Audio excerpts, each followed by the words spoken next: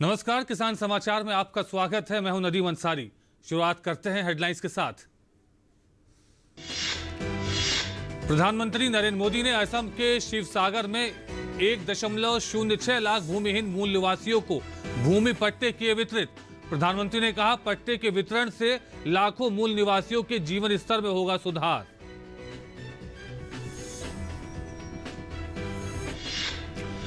प्रधानमंत्री ने कहा, असम के मूल निवासियों को भूमि अधिकार देने के साथ साथ उनकी भाषा और संस्कृति को संरक्षित करने पर दिया गया विशेष ध्यान। साथ ही कहा, असम और पूर्वोत्तर भारत का तेज गति से विकास आत्मनिर्भर भारत का अभिन्न हिस्सा। सरकार और किसानों के बीच हुई 11वें दौर की वार्ता। कृषि मंत्री ने कहा, 11 दौर की वार्ता के बाद भी हल न निकलना अफसोसजनक। कुछ लोग आंदोलन बनाए रखने पर अड़े। कृषि सुधार कानूनों के क्रियान्वयन को 1 से 1.5 वर्ष तक स्थगित करने के प्रस्ताव पर फिर से विचार कर सरकार को शनिवार तक फैसला बताने को कहा।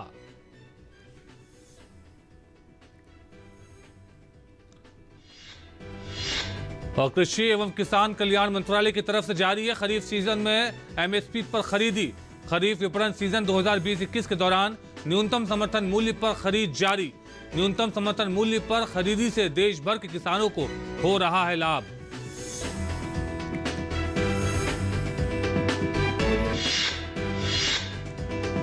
नेताजी सुभाष चंद्र बोस की 125वीं जयंती के उपलक्ष्य में देश भर में मनाया जा रहा है पराक्रम दिवस।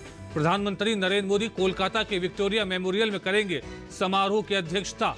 कृतज्ञ राष्ट्र मां भारती के महान सपूत को कर रहा है याद।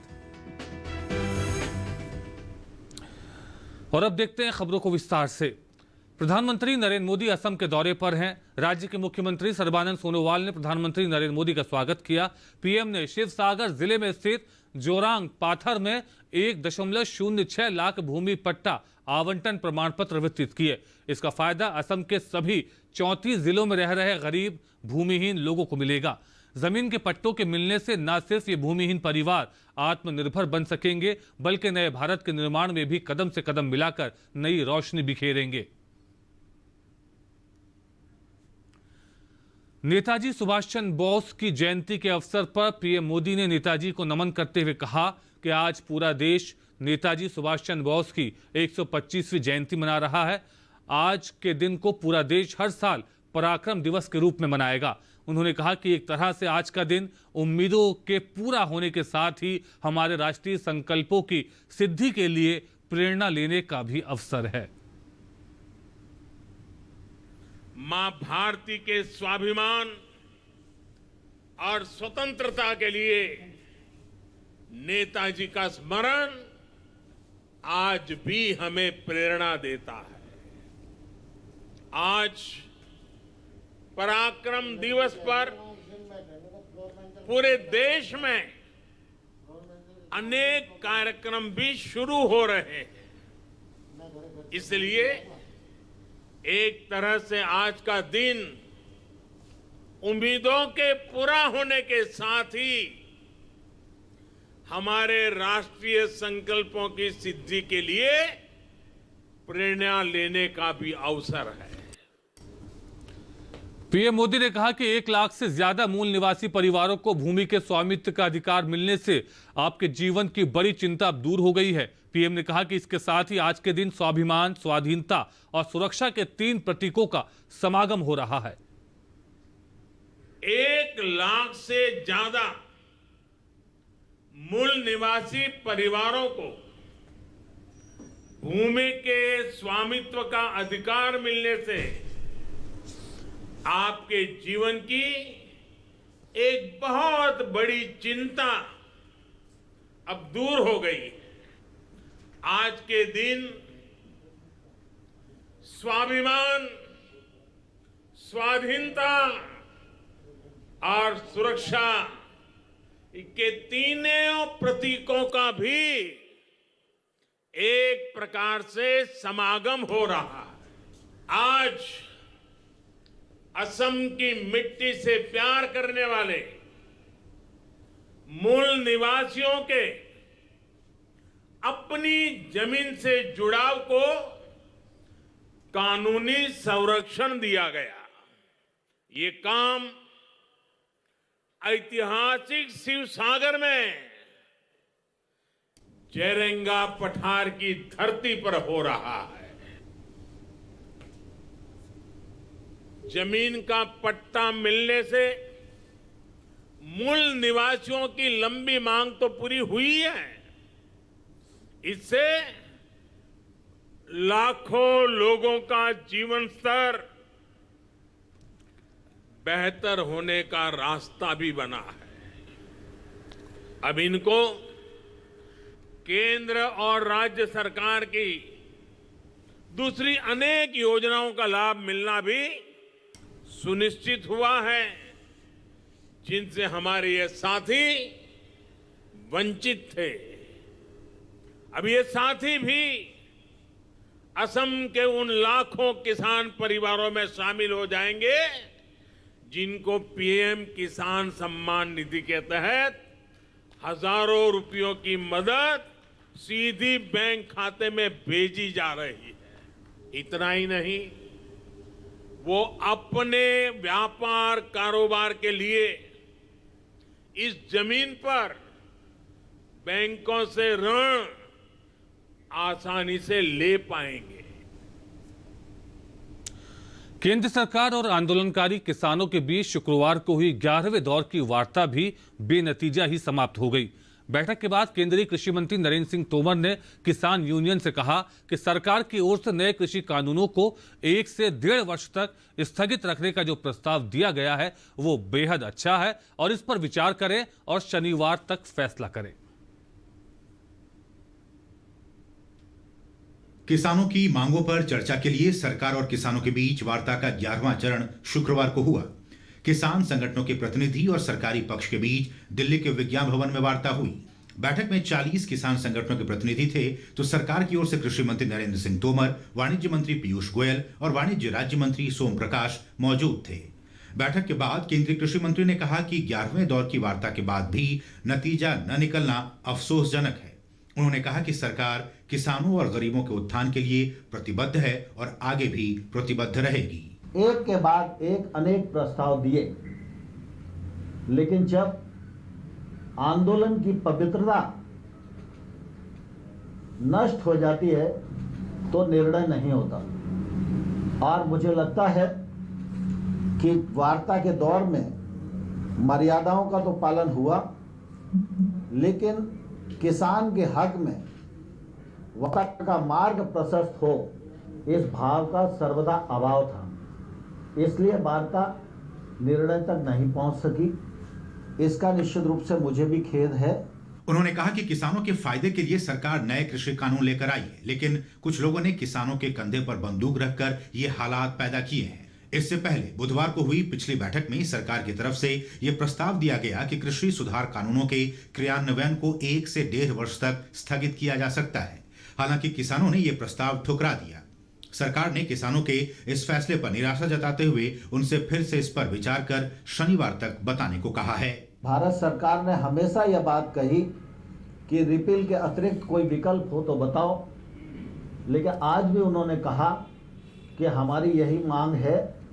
तो हमने कहा कि जो प्रस्ताव आपको दिया है 1 से 1.5 वर्ष तक कानून को स्थगित रख के समिति बनाकर आंदोलन में उठाए गए मुद्दों और पहलुओं पर विचार विमर्श करके रिकमेंडेशन करने के लिए वह प्रस्ताव हमारा बेहतर प्रस्ताव है। उस प्रस्ताव पर आप पुनर्विचार करें। वह प्रस्ताव किसानों के हित में भी है, देश के हित में भी है, और इसलिए हमने उन्हें कहा कि आज वार्ता को पूरा करते हैं। आप लोग अगर निर्णय पर पहुंच सकते हैं तो कल आप अपना मत बताइए।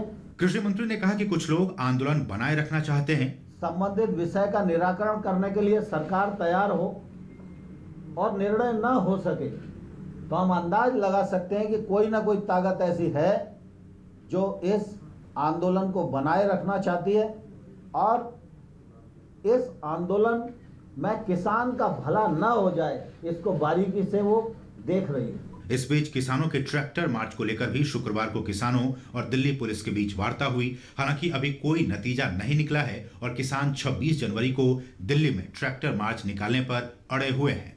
इस बीच किसानों का आंदोलन जारी है और वो तीनों कानूनों को वापस लेने पर अड़े हुए हैं। केंद्र सरकार के तमाम मंत्री और खुद प्रधानमंत्री नरेंद्र मोदी बार बार कह चुके हैं कि कृषि सुधार किसानों के कल्याण के लिए है और इससे उन्हें फायदा ही होगा। आज मां भारती के महान सपूत नेताजी सुभाष चंद्र बोस की 125वीं जयंती है। कृतज्ञ राष्ट्र पूरे हर्षोल्लास के साथ नेताजी को याद कर रहा है। 23 जनवरी 1897 को कटक में जन्मे सुभाष बाबू युवावस्था में ही अंग्रेजों को भारत से खदेड़ने व भारत को स्वतंत्र कराने का आत्म संकल्प लेकर राष्ट्र कर्म की राह पर चल पड़े थे। तुम मुझे खून दो, मैं तुम्हें आजादी दूंगा का क्रांतिकारी नारा देकर देश के नौजवानों में प्राण फूंकने वाले नेताजी सुभाष चंद्र बोस का नाम भारत ही नहीं बल्कि विश्व के इतिहास में स्वर्णाक्षरों में अंकित है।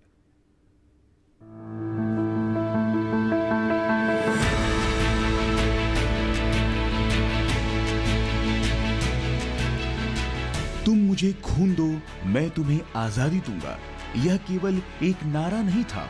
इस नारे ने भारत में राष्ट्रभक्ति का वो ज्वार पैदा किया जो भारत की स्वतंत्रता का आधार बना। नेताजी सुभाष चंद्र बोस का जन्म 23 जनवरी 1897 को ओडिशा के कटक शहर में जानकीनाथ बोस और प्रभावती देवी के घर हुआ था। पिता जानकीनाथ बोस शहर के मशहूर वकील थे। अपनी शुरुआती स्कूली शिक्षा के बाद सुभाष ने रिवेनशॉ कॉलेजिएट स्कूल में दाखिला लिया। उसके बाद उन्होंने प्रेसिडेंसी कॉलेज कोलकाता में प्रवेश लिया। वे इंजीनियरिंग की पढ़ाई के लिए कैम्ब्रिज विश्वविद्यालय गए। वर्ष 1919 में बोस भारतीय सिविल सेवा परीक्षा की तैयारी करने के लिए लंदन चले गए। आईसीएस की परीक्षा उत्तीर्ण करके सुभाष ने अपनी योग्यता का परिचय दिया, लेकिन राष्ट्र के लिए अटूट प्रेम के कारण सुभाष अंग्रेजों की नौकरी नहीं कर सके और सुभाष चंद्र बोस ने सिविल सेवा से त्यागपत्र दे दिया। सुभाष चंद्र बोस विवेकानंद की शिक्षाओं से अत्यधिक प्रभावित थे और उन्हें अपना आध्यात्मिक गुरु मानते थे, जबकि चित्तरंजन दास उनके राजनीतिक गुरु थे। वर्ष 1923 में बोस को अखिल भारतीय युवा कांग्रेस का अध्यक्ष और साथ ही बंगाल राज्य कांग्रेस का सचिव चुना गया। वर्ष 1925 में क्रांतिकारी आंदोलनों से संबंधित होने के कारण उन्हें मांडले कारागार में भेज दिया गया। सुभाष चंद्र बोस की वीरता की गाथा भारत में ही नहीं बल्कि विदेशों में भी सुनाई देती है। सुभाष चंद्र बोस की लोकप्रियता इतनी अधिक थी कि भारतीय उन्हें प्यार से नेताजी कहते थे। नेताजी सुभाष चंद्र बोस 1938 में कांग्रेस के हरिपुरा अधिवेशन में अध्यक्ष चुने गए। वर्ष 1939 में त्रिपुरी अधिवेशन में बोस फिर से कांग्रेस के अध्यक्ष चुने गए, लेकिन जल्द ही उन्होंने अध्यक्ष पद से त्यागपत्र दे दिया और कांग्रेस के भीतर एक गुट ऑल इंडिया फॉरवर्ड ब्लॉक का गठन किया। इसके बाद नेताजी सुभाष चंद्र बोस ने बर्लिन में स्वतंत्र भारत केंद्र की स्थापना की और युद्ध के लिए भारतीय कैदियों से भारतीय सेना का गठन किया, जिन्होंने धुरी राष्ट्र जर्मनी, इटली और जापान द्वारा बंदी बनाए जाने से पहले उत्तरी अफ्रीका में अंग्रेजों के लिए लड़ाई लड़ी थी। आजाद हिंद रेडियो का आरंभ नेताजी सुभाष चंद्र बोस के नेतृत्व में 1942 में जर्मनी में किया गया था। इस रेडियो का उद्देश्य भारतीयों को अंग्रेजों से स्वतंत्रता प्राप्त करने हेतु संघर्ष करने के लिए प्रचार प्रसार करना था। इस रेडियो पर बोस ने 6 जुलाई 1944 को महात्मा गांधी को राष्ट्रपिता के रूप में संबोधित किया। नेताजी सुभाष चंद्र बोस जुलाई 1943 में जर्मनी से जापान नियंत्रित सिंगापुर पहुंचे। वहां से उन्होंने अपना प्रसिद्ध नारा दिल्ली चलो जारी किया और 21 अक्टूबर 1943 को आजाद हिंद सरकार और भारतीय राष्ट्रीय सेना के गठन की घोषणा की। देश को जय हिंद का नारा देने वाले नेताजी सुभाष चंद्र बोस का जन्मदिन आज सारा भारत पराक्रम दिवस के रूप में मना रहा है। Bureau report, DD news. और राष्ट्रपति रामनाथ कोविंद ने नेताजी सुभाष चंद्र बोस की जयंती पर नमन करते हुए ट्वीट संदेश में कहा, नेताजी सुभाष चंद्र बोस की 125वें जयंती वर्ष के समारोह के शुभारंभ के अवसर पर उनको सादर नमन। उनके अदम्य साहस और वीरता के सम्मान में पूरा राष्ट्र उनकी जयंती को पराक्रम दिवस के रूप में मना रहा है। नेताजी ने अपने अनगिनत अनुयायियों में राष्ट्रवाद की भावना का संचार किया।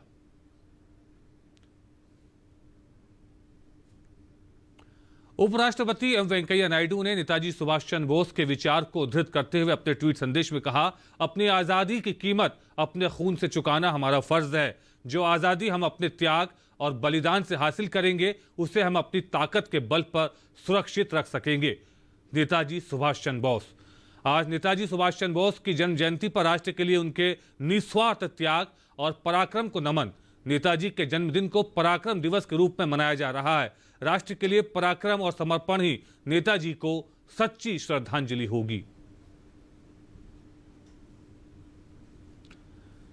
और नेताजी सुभाष चंद्र बोस की 125वीं जयंती पर प्रधानमंत्री नरेंद्र मोदी ने ट्वीट करके उनको नमन किया। पीएम ने ट्वीट में कहा, महान स्वतंत्रता सेनानी और भारत माता के सच्चे सपूत नेताजी सुभाष चंद्र बोस को उनकी जन्म जयंती पर शत शत नमन।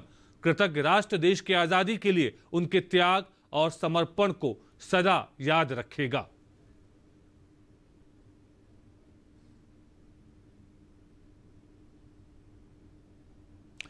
और बुलेटिन में अभी वक्त है एक छोटे से ब्रेक का। आप देखते रहिए किसान समाचार, जल्द लौटेंगे।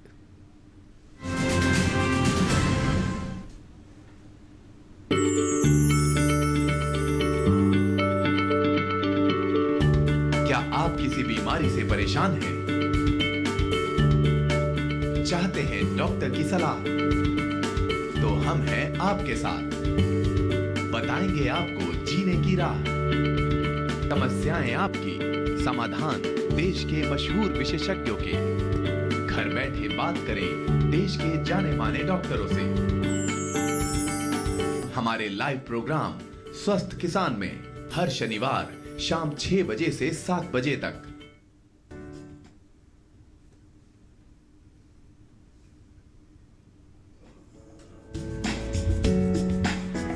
ये कहानी है खेत और खलिहानों की। कैसे करें अपने पशुओं की देखभाल, जानिए गांव-गांव के किसानों का हाल। देखिए गांव किसान, सोमवार से शुक्रवार दोपहर 12 बजे सिर्फ डीडी किसान पर। बीमारियों से कैसे बचेगी फसल, मवेशियों की मुश्किलों का क्या है हल, कहां से लाएं बीज, कितनी लगेगी खाद। किसानों के हर फोन का विशेषज्ञ देंगे जवाब। देखिए हेलो किसान लाइव सोमवार से शुक्रवार शाम 6 बजे।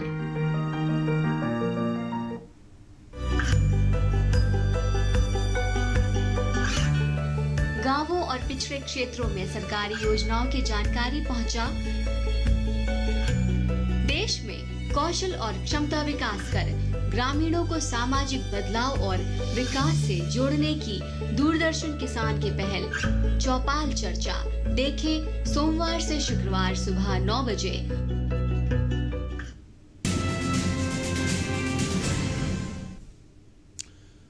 और ब्रेक के बाद एक बार फिर आपका स्वागत है। पीएम कुसुम योजना को साल 2019 में शुरू किया गया था, जिसके बाद बजट 2020 में वित्त मंत्री ने इस योजना का विस्तार किया। इस योजना के तहत किसानों को सब्सिडी पर सोलर पैनल मिलते हैं, जिससे वो बिजली बना सकते हैं। जरूरत भर बिजली का इस्तेमाल करके वो बाकी बिजली को बेचकर अतिरिक्त इनकम भी कमा सकते हैं। सरकार ने फरवरी 2019 में प्रधानमंत्री किसान ऊर्जा सुरक्षा एवं उत्थान महाअभियान पीएम कुसुम योजना शुरू करने की मंजूरी दी थी।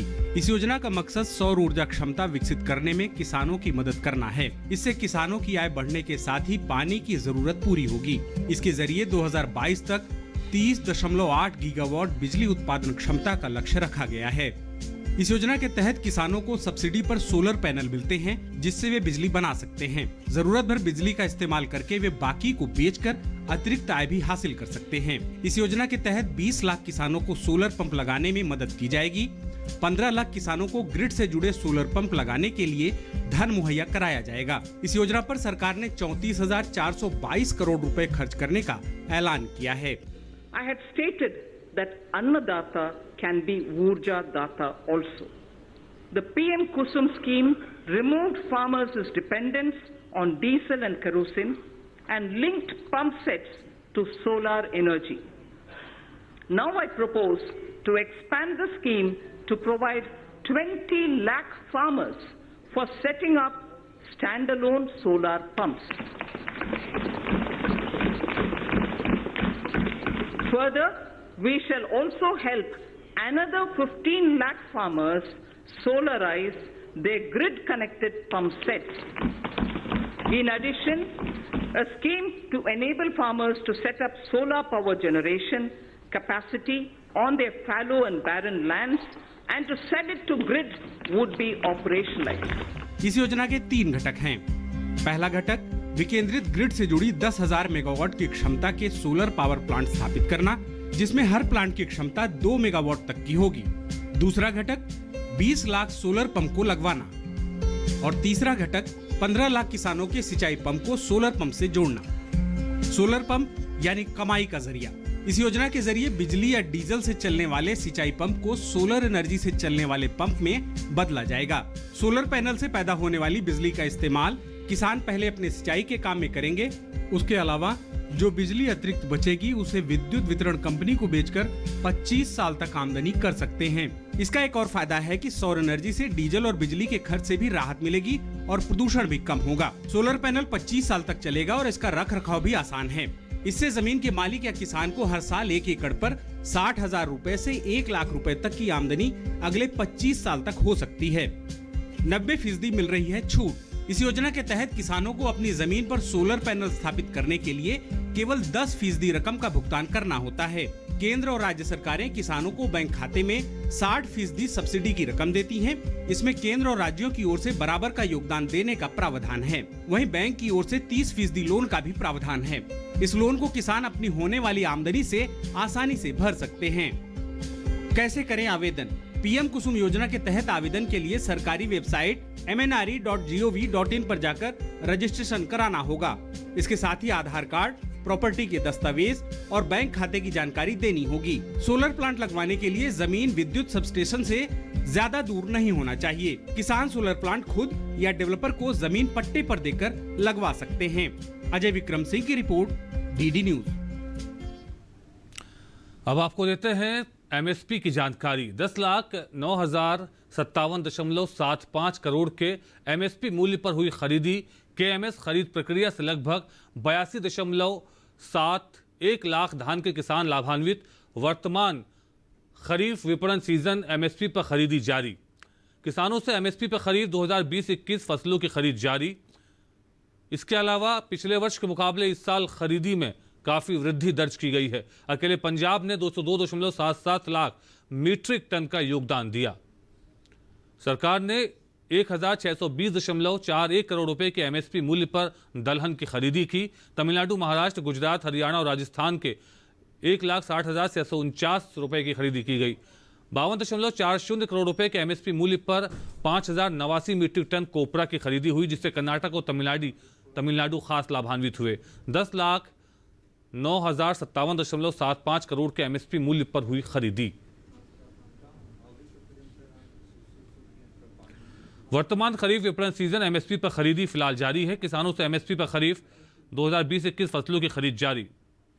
पिछले वर्ष के मुकाबले इस साल खरीदी में काफी वृद्धि। अकेले पंजाब ने 202.77 लाख मीट्रिक टन का योगदान दिया। इसके अतिरिक्त सरकार ने 1,620.41 करोड़ रुपए के एमएसपी मूल्य पर दलहन की खरीदी की। तमिलनाडु, महाराष्ट्र, गुजरात, हरियाणा और राजस्थान के 1,60,649 रुपए में खरीदी की गई। और इसी के साथ इस बुलेटिन में फिलहाल इतना ही। हमारी पूरी टीम को दीजिए इजाजत। नमस्कार।